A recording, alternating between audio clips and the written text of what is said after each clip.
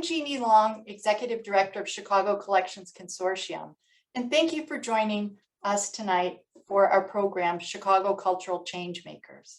For those of you who are joining us for the first time tonight, Chicago Collections is a consortium of over 60 museums, libraries, and cultural organizations, all working together for the preservation and promotion of Chicago's history and culture. We do this through our cornerstone initiative, Explore Chicago Collections Portal. And we invite you to check out us on our website at chicagocollections.org to learn more. And for those of you who are returning, welcome back. We'd like to acknowledge the Tara Foundation of American Art for their generous support of tonight's program, which is being presented as part of Art Design Chicago Now, an initiative funded by the Tara Foundation for American Art, which amplifies the voices of Chicago's diverse creatives, past and present, and explores the essential roles they play in shaping the now. Please check out Tara's website for additional information on their programs and events. We hope to see you at our November 11th event, our conversation with Crate and Barrel founder Gordon Siegel, which is another program being held in partnership with Art Design Chicago Initiative. Tonight, Chicago Collections is proud to partner with our moderator, Tanner Woodford. Tanner is the founder and executive director of the Design Museum of Chicago. Tanner will be in conversation with our panelists, Paola Aguirre, founder of Borderless, George A., co-founder and director of innovation for Greater Good Studio, and Chris Rud, founder and CEO of ChiByDesign. Thank you to our panelists. And now, Tanner, let's begin our discussion. All right. Thank you so much for having me. I'm thrilled to be here and feel like I'm sitting amongst some giants of Chicago's sort of cultural scene. It does feel like a bit of a reunion as well. Paula said that earlier, but I'm thrilled to introduce you to everybody if you don't know them. Everybody has a couple of slides, so we'll start by I'll introduce each panelist and then review some slides really quickly, and then we'll get into some questions. Planning on keeping it very casual. If you have any questions as we're talking, feel free to drop them into the Q&A, and then we will do a Q&A at the end of the event here, so we can come back to them then. So without further ado, I'm going to start with you, Paula. Paula Aguirre Serrano is founder of Borderless, an urban design and research consultancy focused on collaborative and interdisciplinary projects. With emphasis on research and communication across disciplines, Borderless explores comprehensive design solutions that address urban systems and city design by looking at intersections between architecture, urban design, infrastructure, landscape, and participatory processes. So Paula, do you want to walk us through your slides you've got here in a couple of minutes?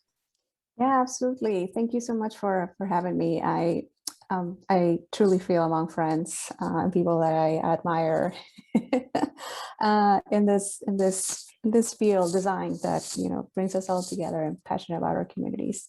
Can we go to the next slide, please?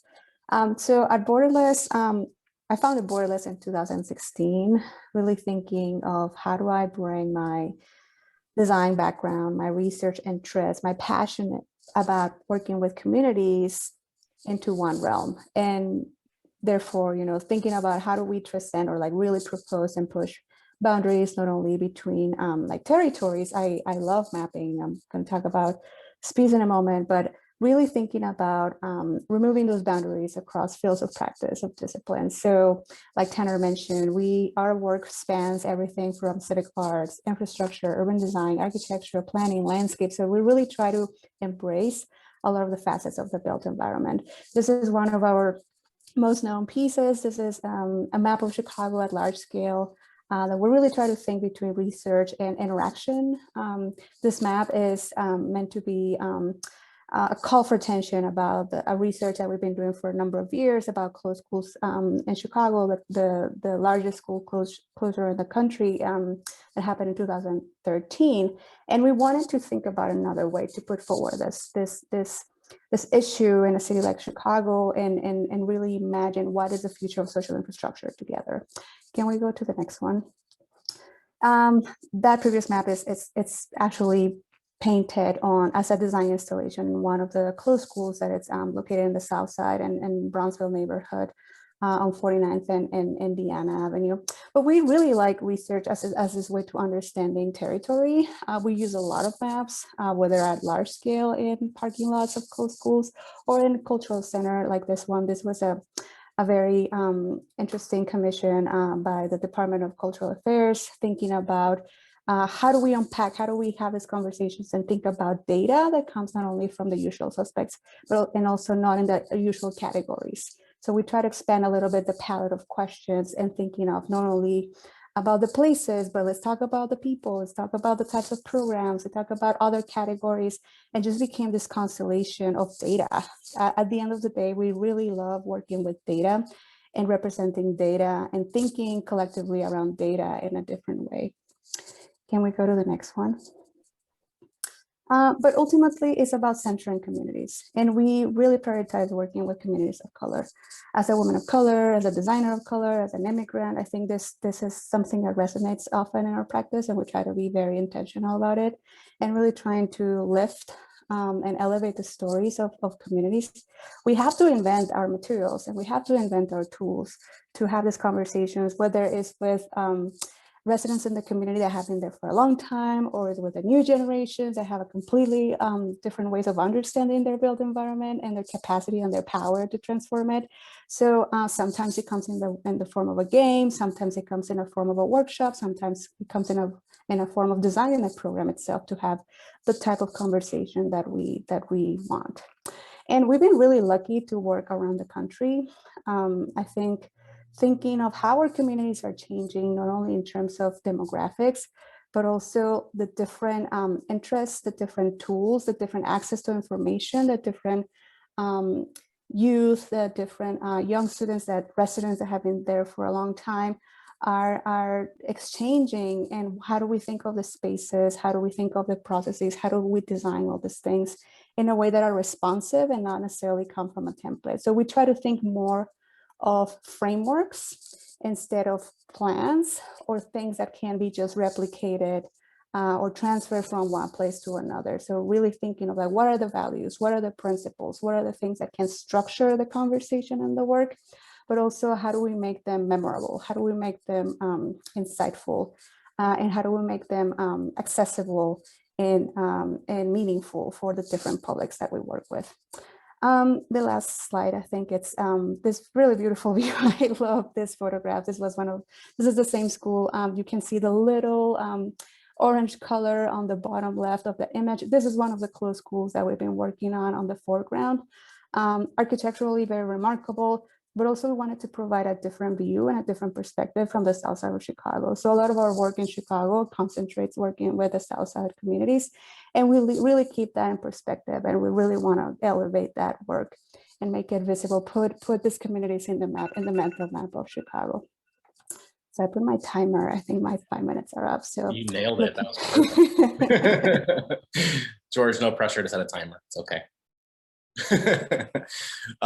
Thrilled to introduce you next to George A., an old friend of mine as well, and co-founder and director of innovation of Greater Good Studio. The part of George's title that I appreciate the most is that he's a pissed off optimist, and I think that there are probably more and more of them these days than there were 2 or 3 years ago. Maybe not. I suppose you might know more than I do about that. Anyway, George co-founded Greater Good Studio to use design to heal, to be just, and to be restorative. Previously, he spent 7 years at global innovation firm IDEO before being hired as the first human-centered designer at the Chicago Transit Authority. Since founding Greater Good, he guides clients and teams through complex projects that honor reality, create ownership, and build power. So George, why don't you tell us what you've got? Sure. Can I just check you can hear me okay? Yes. Great. Well, thanks so much for having me here. Thanks, Judy. Thanks, Tanner, for hosting. It's great to be amongst Paula and Chris, and just feel like, oh, I have like this is my crew. So we just have a couple of slides. I don't even think we'll take the whole 5 minutes. If we go to the next slide, I'll just sort of mention that we've been in Chicago now doing this work for 10 years. This is our 10-year anniversary, which is mind-blowing to us because we didn't think we'd get this far. But having now done this work, it's been about, I think, probably 150 engagements over that time. And the projects and issue areas that we've got to work on have really been pretty broad. probably to the point whereby we might start to wonder, like, what do we have a focus? And I think to a degree we do. There are certainly topic areas that we have a particular fondness for, but I think that the idea that we can work across these different topic areas is, I think, more testament to the flexibility of the design process as a whole. And I think the adaptability of design to work in complex social issues is kind of what we want to demonstrate. So it's always been very important to us to be able to kind of show how you don't have to be so tied to using design to produce software or physical products, which is kind of maybe the main two that most people associate, but actually I think there's a lot of utility in thinking about design and design process in a lot of very deeply seated systemic issues, and many which are actually very much framed and controlled by the history of the context in which we do that work. And perhaps we'll get a chance to talk about that a little bit later. I wanted to just highlight two particular projects because we have a couple of different things going on at the studio at any one time. But if you go to the next slide, one in particular here that we mentioned is the one called Vision Zero that we're doing currently right now here in Chicago. So Vision Zero is an international movement. Actually, it's not just something that's certainly nothing to do with us per se, but actually it's a larger movement across multiple cities around the globe with a goal to eliminate death and serious injury from traffic crashes. And Chicago's commitment that has been going for a number of years through the Chicago Department of Transportation is to make streets safer for all road users. And our particular focus, geographically speaking, is in the Northwest side. There's been other Vision Zero efforts already done by CDOT here in town. So the neighborhoods that we're focusing on the Northwest side are Belmont Cragen, Humboldt Park, West Humboldt Park, and West Town. And then if you look at the next slide, is the other concurrent project we happen to be doing in town. It's called Imagine Just. So this was a little more complicated to explain because this doesn't kind of relate to other things happening other than, I'd say, just like a big groundswell of interest and conversation in this area altogether. So to describe it, it's a collectively led, diverse coalition to build a just and equitable arts and culture ecosystem that radically centers Alana and BIPOC creatives and communities and intentionally advances all towards a liberated future. That is a lot going on in that sentence right there. But it's worth noting that both Alana and BIPOC are terms not everybody is that familiar with, and I'd say Alana is a little newer to me actually. But as it states in the graphic here, African, Latinx, Asian, Arab, and Native American, as well as BIPOC, which is Black, Indigenous, and people of color. The sort of, I think what's helpful to note about here is just the broadness by which we are describing the kinds of people that could be centered. And we do so because we're really interested in trying to work out, in this particular project at least, how to shift the focus of where arts and culture work typically happens and the power structures that typically define how that work has typically been done, to, I think, really better map and represent the kinds of populations that really do exist here in Chicago. So I think that's probably under 5 minutes, but that's kind of what's going on with us at the studio these days. Thanks for having me. You nailed it too. Absolutely. The bar is high, Chris. You ready? I know you are. I know you well enough. So thrilled to introduce you now to Chris Rud, who's a designer, community organizer, and youth worker with a passion for social justice. Chris has worked with youth on the south and west sides of Chicago, challenging them to engage with their communities through activism and technology. Chris is the founder and lead activator of ChiByDesign, where he focuses on empowering communities through human-centered design. He's also instructor and lead of community-led design for the Chicago Design Lab at the IAT Institute of Design. So with that, Chris, I'll pass it back to you. Cool, thank you. Yeah, awesome to be here with everyone and looking forward to a great conversation. We can get rolling. So ChiByDesign started 3 years ago, really out of frustration with the design field generally. I started to see design thinking, human-centered design being implemented in the social space.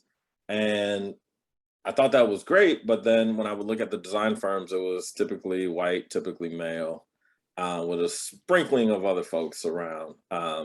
And the projects would be Inglewood, Roseland, Austin, blah, blah, blah, all the Little Village, all Black and brown neighborhoods. And it was just obvious to me that design teams and studios like that just could not understand that population, the problem, and therefore could not create the proper solution or intervention. And so started ChiByDesign as a way to bring together Black and brown designers to start being able to address those bigger issues. So we go to the next slide.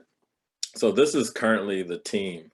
And when I started the firm or a studio, whatever, it was really about, again, how do we bring together disparate voices and designers to address these social problems. And so one of the founding principles was that the team would always be 75% people of color and 50% women.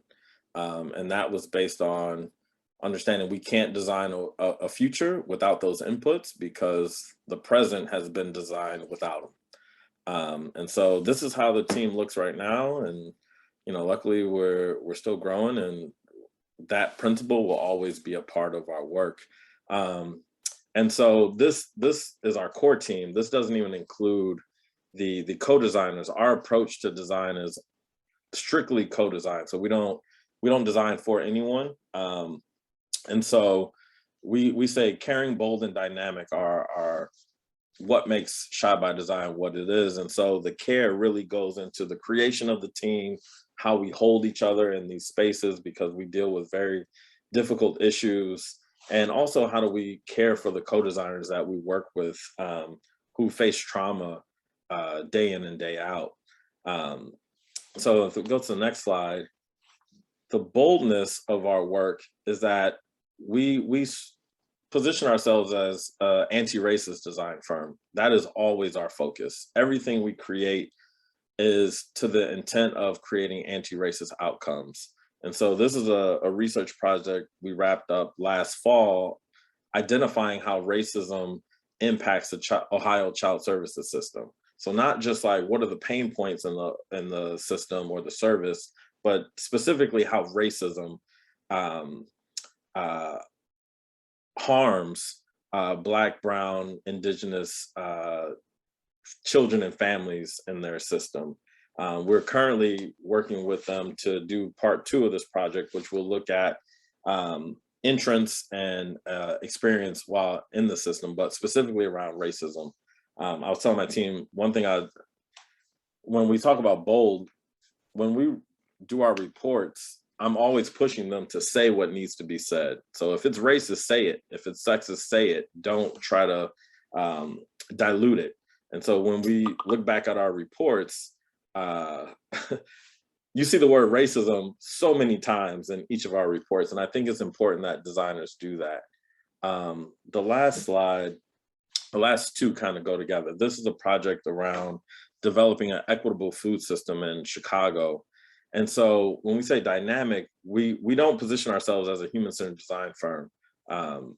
We think of ourselves as anti-racist and systems thinking. And so if you're going to do anti-racist design, it has to be multi-level work. So if we go to the next slide, we'll see this is how we start to develop infrastructure. So we're really focused on anti-racist infrastructuring that, you know, focus on this one says dismantling the control of wealth, land, power, which is currently controlled by those with wealth, and then reducing the impact of white supremacy culture on the food system. And so, you know, we are really focused on multi-level interventions that address racist inequities in systems. And that's it.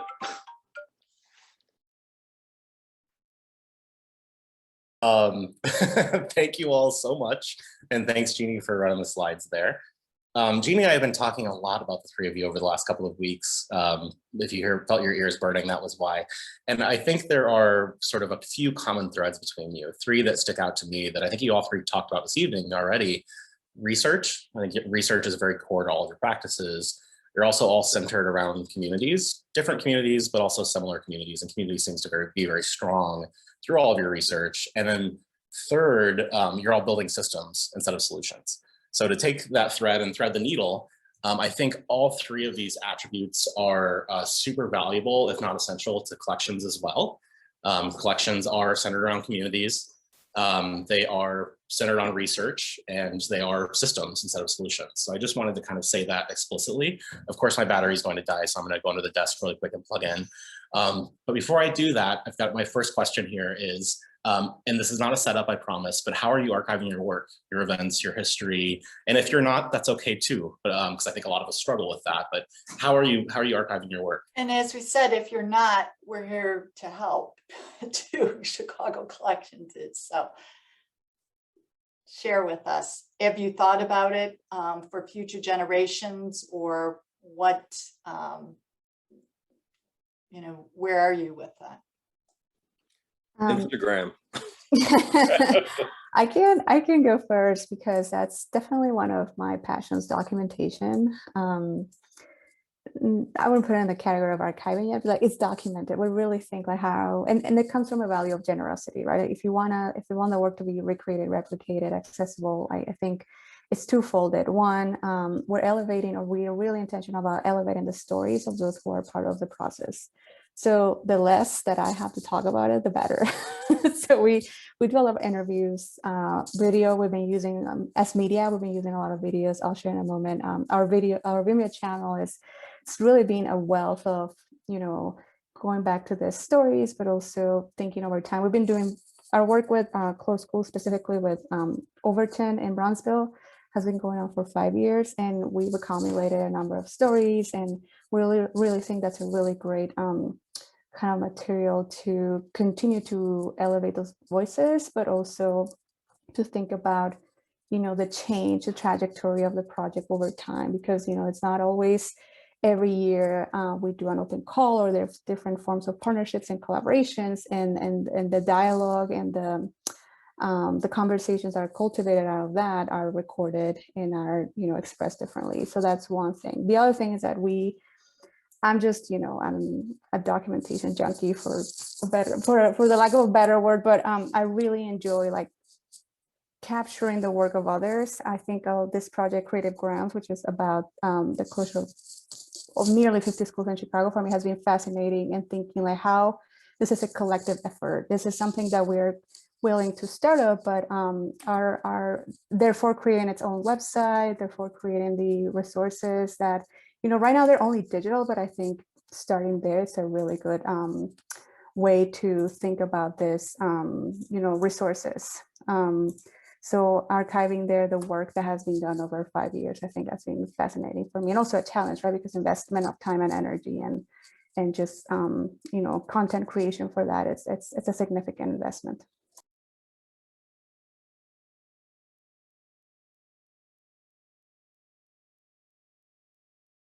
Or is there an intent behind it, or practice into it?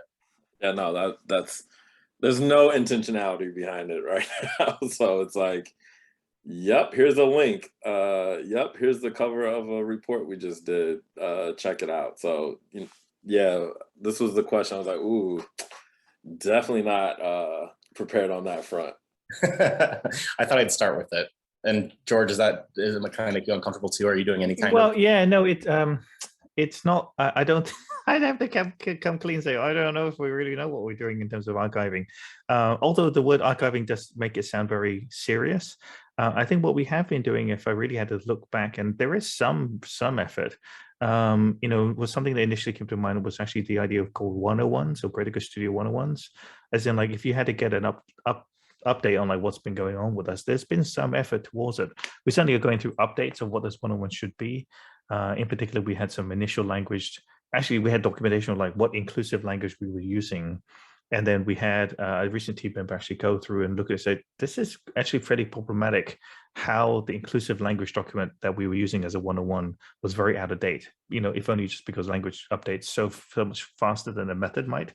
So we're going through a reboot of that right now. So that's been helpful. And it reminded me as I was thinking about, hey, where do we keep that? Oh, right, there's an internal site. So it turns out we have some efforts. It's not like it's been completely absent. And one thing that I think is really notable was something called an RFP library.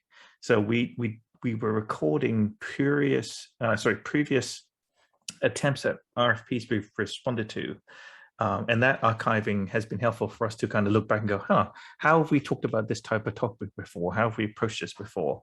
Or what standardized language were we using to describe our studio? So just having like a record of that has been helpful, but I don't think I wouldn't call it archival because that makes it sound so legit. It's more just been moments and attempts at trying to have some record of what we've done. Maybe the only other closest thing that kind of comes to mind was because of how everything has gone remote, and maybe we've been doing it a little bit before COVID, but almost every week or so, we have something called like a BD charrette, where we look at all of the incoming business development and just like, how do we interpret this? And the idea that there might be a place for us to be able to put that recorded meant that we ended up having to do this almost like a gut check, respond to a series of questions that allow us to understand like, what is the nature of this incoming request? And all of those have been archived. And we go back actually several years because we had, we've I think up to version 5 of it now, where things used to be in the Google form. Now it's been more migrated to Google Docs. So there were, I don't know, a couple of close to maybe 100 of those. So I mean, I would love any help if anybody, if anyone's offering, but if you had help, we have stuff. It's just kind of all over the place. And I think some structure that would probably help us a lot. Jeannie, I think I saw your hand go straight up when he said, does anybody want to help? Both hands too, because we're so busy in the now that to be able to capture the now and the great work that, that's why we brought you all together, the great work that you're not only doing for our city, but other cities, and how to preserve that to help future generations too. So. And it's I'm already working on the next program here, Tanner. Oh, good. Excellent. Well, let's move away from the other questions are difficult as well, but maybe a little easier. Let's talk about history for a minute. And what role has history played in your work and the creation of your organizations, if any, I suppose? I might just pick up on that and just mention how when trying to think through how that plays out, it's difficult to not be in Chicago and not actually still be feeling the echoes of major historical events. But actually most of the work, because it's so focused on the social sector, it's still dealing with ramifications from decisions from redlining to going back even further to sort of just a racist history of our country. That to do work in the social sector, how could they not be entrenched in historical decisions that have long-lasting effects that really reveal a lot of both the ways in which harm was perpetrated, but also on our own unwillingness to recognize the harm that was done then and is still happening now. So if we have, labels of projects from sort of enormous wealth gap that might exist around Black and brown communities compared to the white counterparts, and the ability for housing or houses to be a generational wealth mechanism, that those effects and those later stages of how those decisions we're still feeling now, and I think that might still then show up as almost project types. If we got down to sort of how design works, but if we go back further and further into history, you just realize, oh, those decisions that we're dealing with back then that are racist in general, how are they not still showing up today in the project that we do? So I feel like almost everything that we have as a studio is still rooted in historical echoes, I guess. And I think one of the challenges for us is to work out what is our proportional response. I don't know if I'd want to go as far as to say it's what equity would look like, because I don't know if we could even claim that we do equitable design. I think we look through a lens of equity for sure.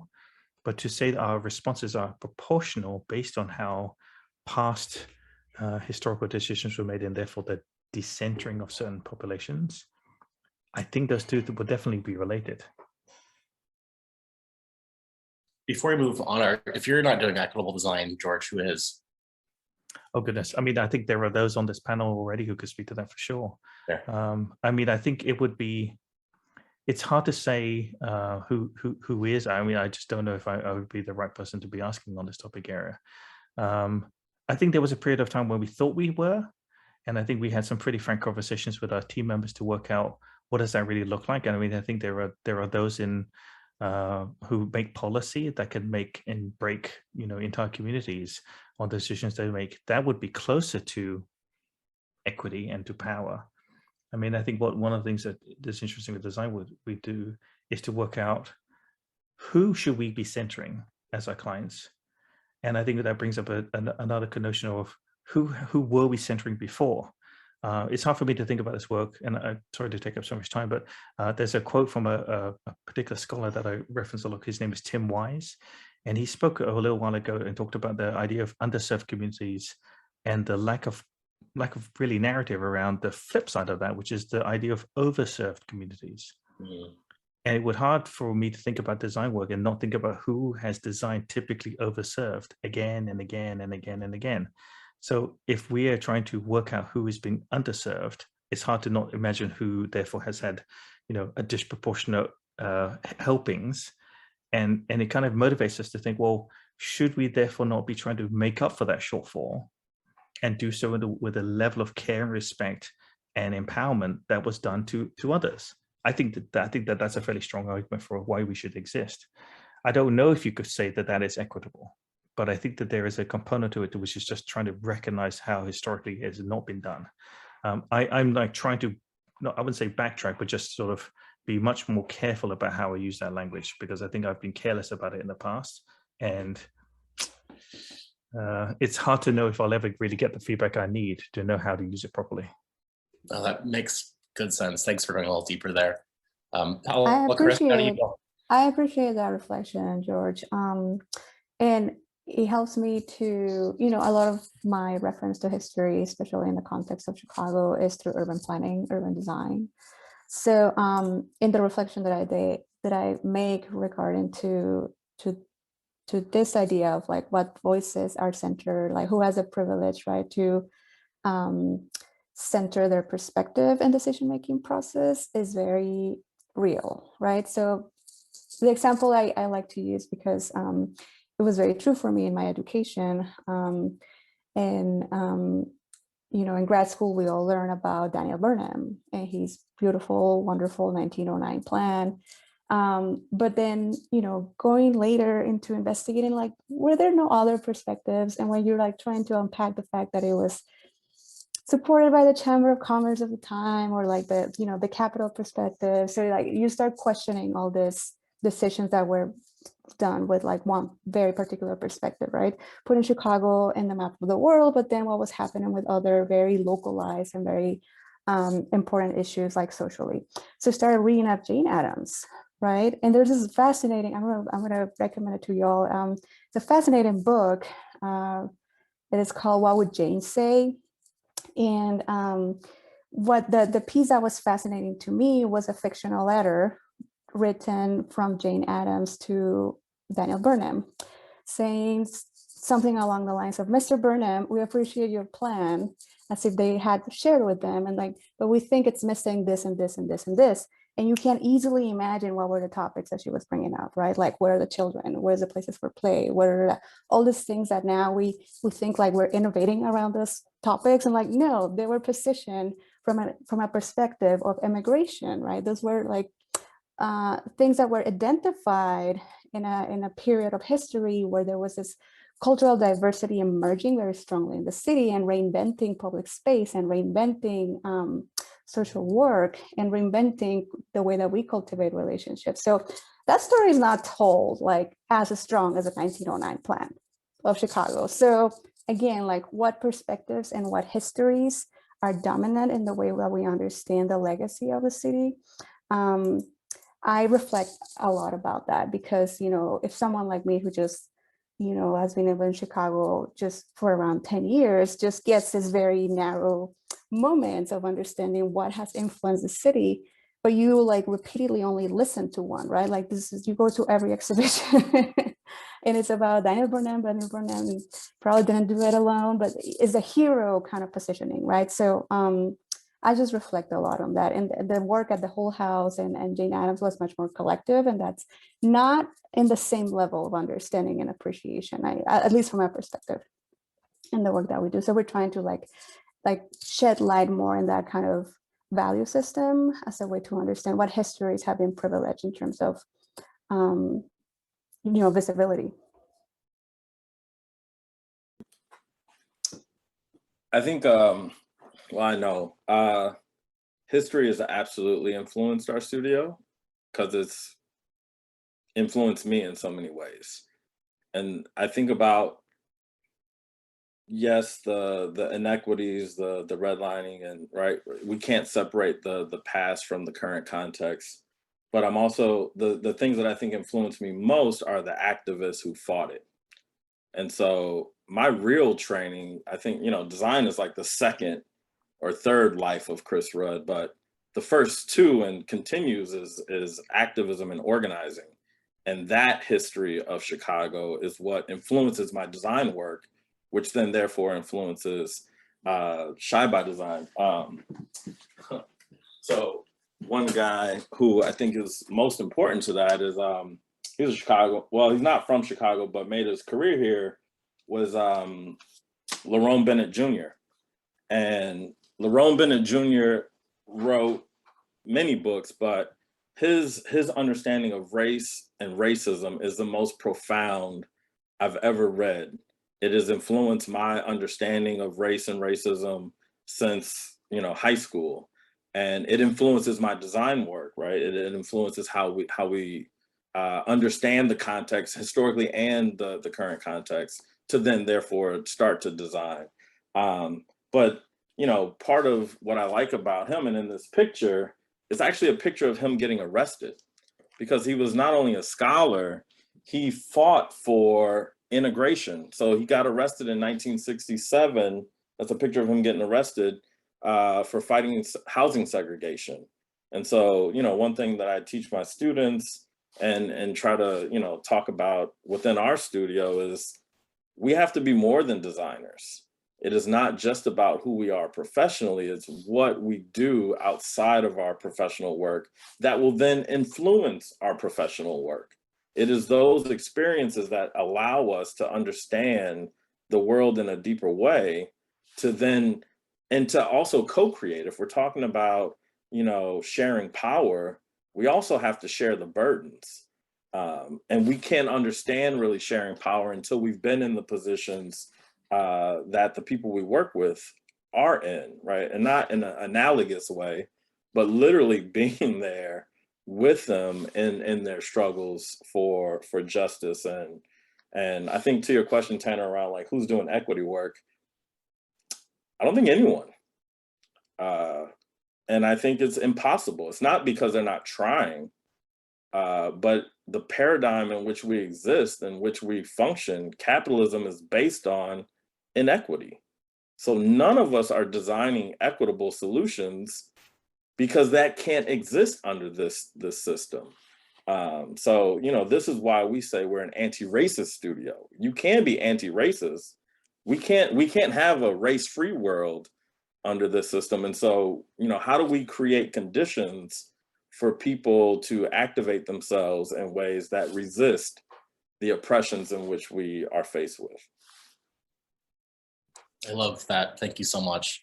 I see there's a hand up in one of the attendees. If you have any questions for now, drop them in the chat and we'll come back around 6:45, 6:50, somewhere around there. But leave your hand up and we can absolutely come around to you as well. I'll follow your lead on that, Jeannie. So we talked about the past, and I'm just going to jump into what I think is my biggest question is, one of the reasons that you study the past is so that you can reinvent the future. Where do you see Chicago in 5 years? And if that's too easy, where do you see Chicago in 50 years?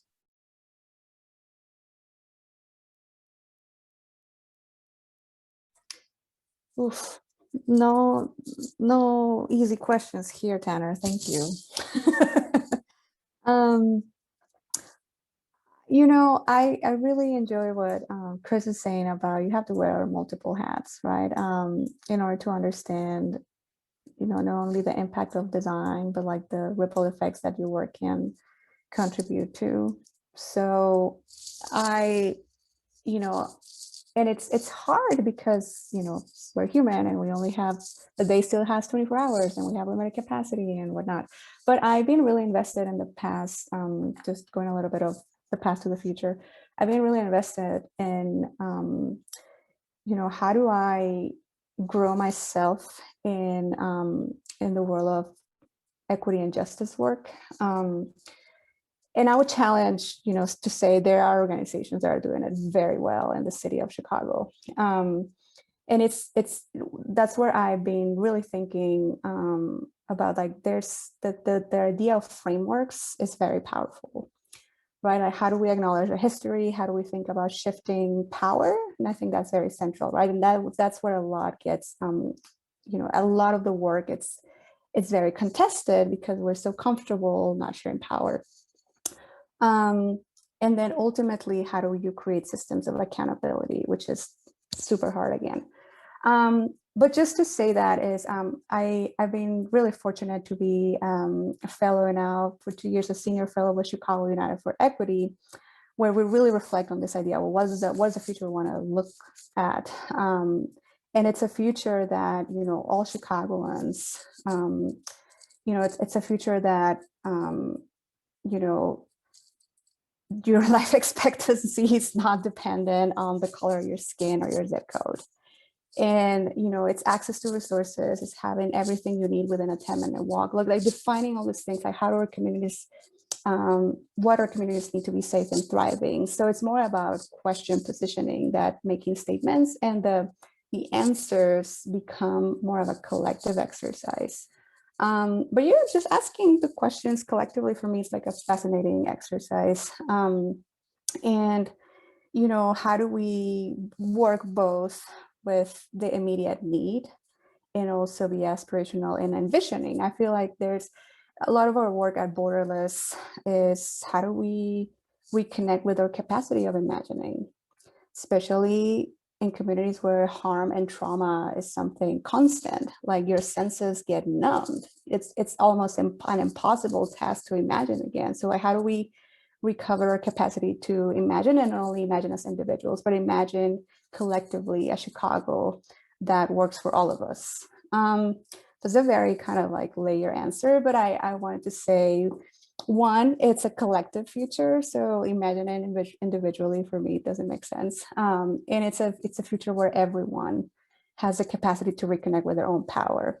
In particular for me, and understand the power they have to transform their built environment. And I think that comes very clearly, especially working with youth, and understanding how their capacity of understanding their power is so different from ours, you know, in this room, and how to nurture, how to cultivate, and how to elevate that capacity.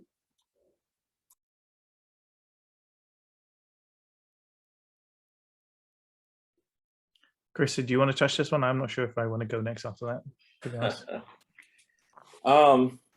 Sure. We just wrapped up a project around racially equitable resource allocation, developing a framework for leadership in the city. And the thing that stood out to me in doing that project, and so this gets to 50 years, there is zero will that I saw during that project to address racial housing segregation. And as long as there is zero will to do that, the future will be similar to the present. The inequities that our communities are facing right now will continue because they have the cover to do it. They might have, one, we're seeing gentrification heavily, right? And I think our field is being used a lot to enable it, right? Let's start making pretty spaces all of a sudden. I remember when 35th Street got its overhaul. My grandmother lived in Lawless Gardens on 35th and Rhodes. It was, no one wanted to go there. And I remember when they started doing the construction, and I said, damn, why the hell are they doing this? And then we were driving on the Dan Ryan Expressway one day, and I saw the IIT emblem get put on the overpass and the White Sox emblem get put on the, I said, oh, that's why, right? So I saw someone put in the chat that, was it something about 20 years, urban planners were 20 years ahead. Yeah, they planned the gentrification 20 years ago. So what we're doing in a lot of these places, unfortunately, is enabling it to happen. When we do these projects, I've seen, working with communities, they don't even want to engage because they know once the improvements come, they got to go. And this is where the infrastructuring has to take place. It's not just about pretty spaces. It's not just about, I wouldn't say equitable access, but increased access to services, it's what are the policies that once the transformation happens, allows these long-term residents to stay. There has to be a whole system of interventions that are created if we're gonna advance past where Chicago has held the record for most segregated city between us and Milwaukee for decades. I mean, right? Like it's not changing anytime soon. And so, you know, I think until we get very serious about addressing racial housing segregation, we're going to be right. I see Oakwood Shores just came into the chat, right? Until we get serious about that, and the leadership of the city gets very serious about it, we are going to be in the exact same place, but Chicago will be less Black. We've already seen the decline, and we'll see. It'll be probably less Latino, right? It will become a vastly different city than I grew up in. It's hard to follow these two speakers. It's I think one of the challenges that I think we're noticing is both a really interesting tension between projects that are interested in doing this type of equitable work that reflects history, and then folks who are not interested at all.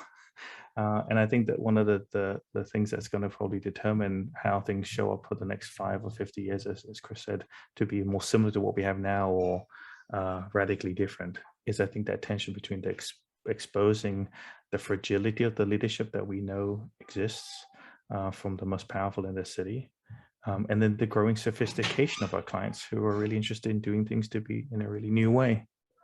I can't talk right now. And you know, that sort of tension between our clients who are starting to come to us, actually outright asking, how do we share our power, with those who are interested in sort of having a bit of a panic attack as to noticing how do we like stem the tide.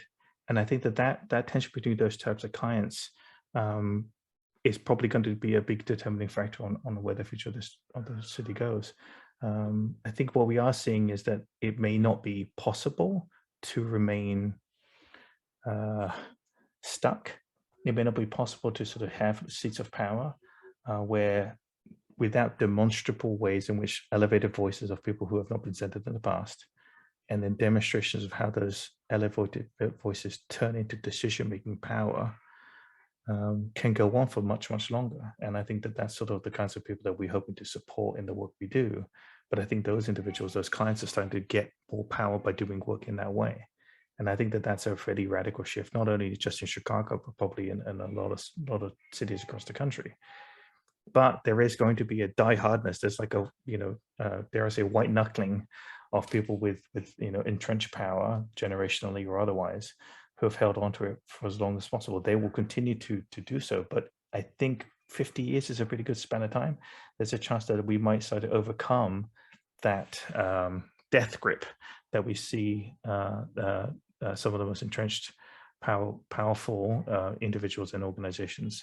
But I'm very heartened by some of the folks that we get to work with on a fairly daily basis these days, where that awareness and the understanding of not only is it prudent to be more open to input from people who are impacted by major decisions around the city, but actually it's critical that we make decisions because we are still living with the echoes, like we talked about before, the echoes of those decisions from 50 and 100 years ago prior. So I think that what we're seeing is clients getting that both sophisticated in sophisticated awareness, and I think a growing sophistication maybe what to do against it.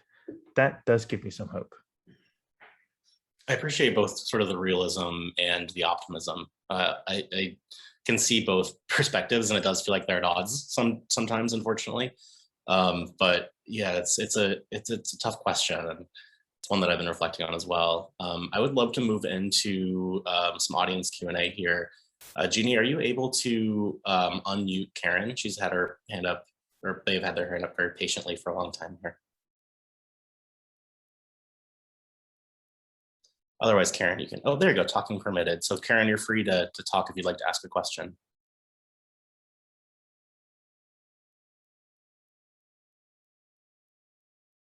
Otherwise, or in the meantime here, I'll ask one from the chat. So while Karen, I think we'll try to get you mic'd up here. Rhonda Hardy has a question. I'm concerned about the large information, especially photos in our phones, not transferred into a document or anywhere where we can easily access them. How do we share these visuals with our children and later generations if it's lost on our cell phones? I think that's a very specific question, but I think we can broaden out and sort of look at just sort of how we're communicating with future generations. Does anybody have any thoughts on that? It's the challenge of our day, I think.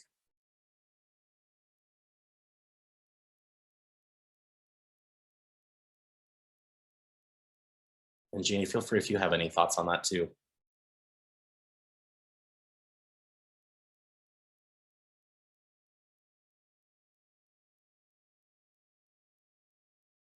Yeah, there are no easy answers for this one. No, and I'm actually going back on the topic to what George, Chris, and Paulo had surmised, that it comes down to the active nature of all three of you in the work that you do, translating into that activism to make that change, to keep after it. And Chris, I mean, you nailed it when, being a designer is like your, kind of your third role in life in many ways. So, I'm so appreciative of this opportunity to have this collective conversation this way and share that information, because, we may not be here in 50 years and where that change, but the seeds and the hard work that all of you are doing, I honestly think is going to make a difference and help somebody else make that change for future generations. And I appreciate your comments, Chris, too, on the reaching out. It's a bigger structure to make those big changes, and it's a big network, and it's very political, but how can we break that, and how can we move forward with that in mind? And it's going to take locked arms. Yeah, and that leads directly into a question from Sudipti, which is, how do we get involved in the Chicago activism scene? Where do we even begin?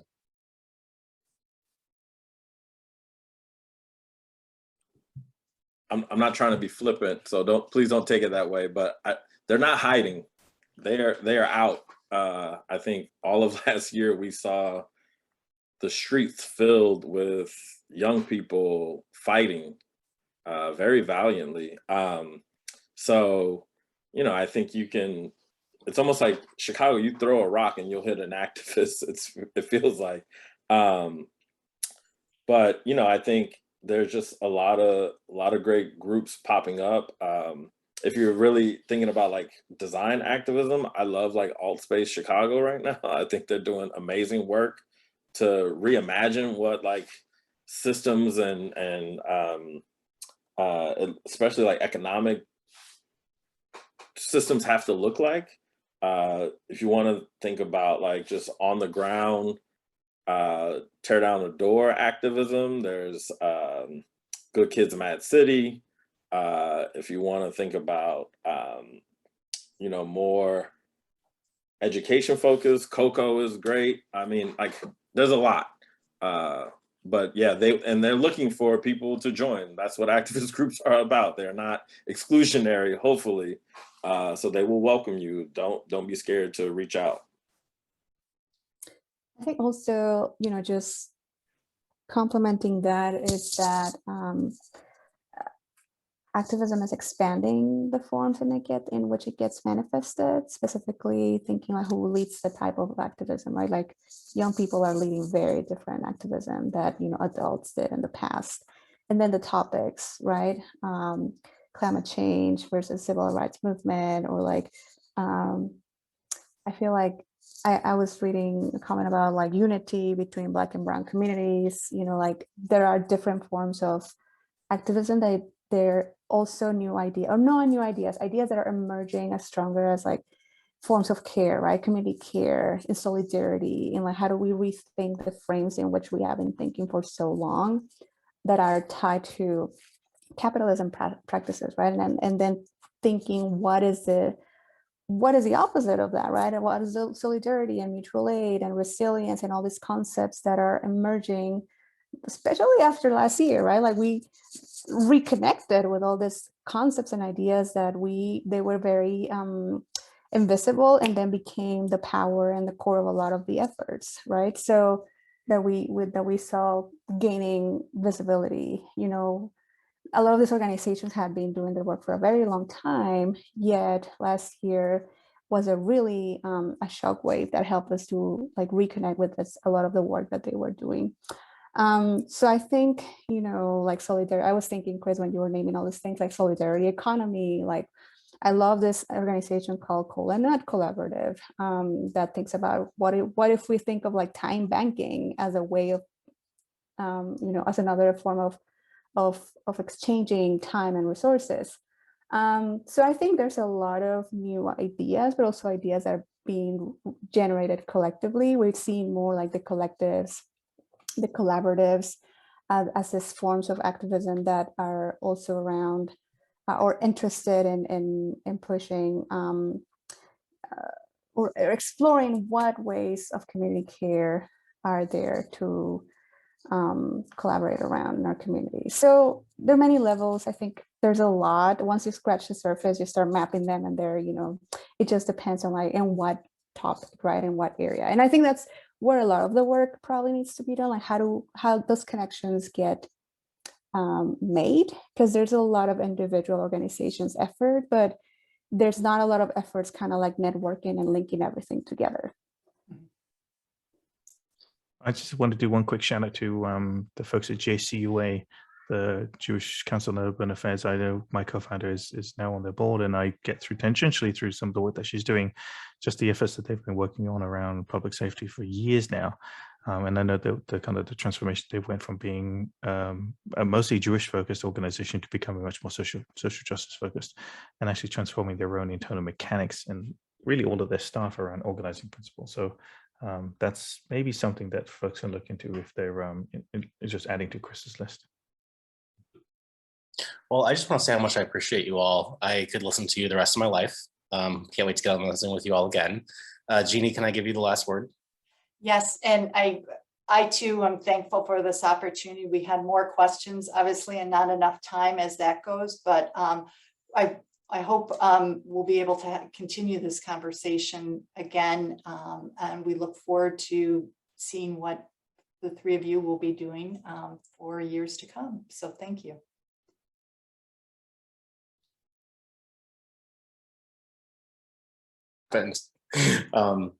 After I said I would give you the last word, Jeannie, on that. But thank you so much, Jeannie, as well, for this opportunity. Thank you, Terra Foundation. Couldn't do it without you. Really thrilled to be part of the conversation. Thanks so much, everyone.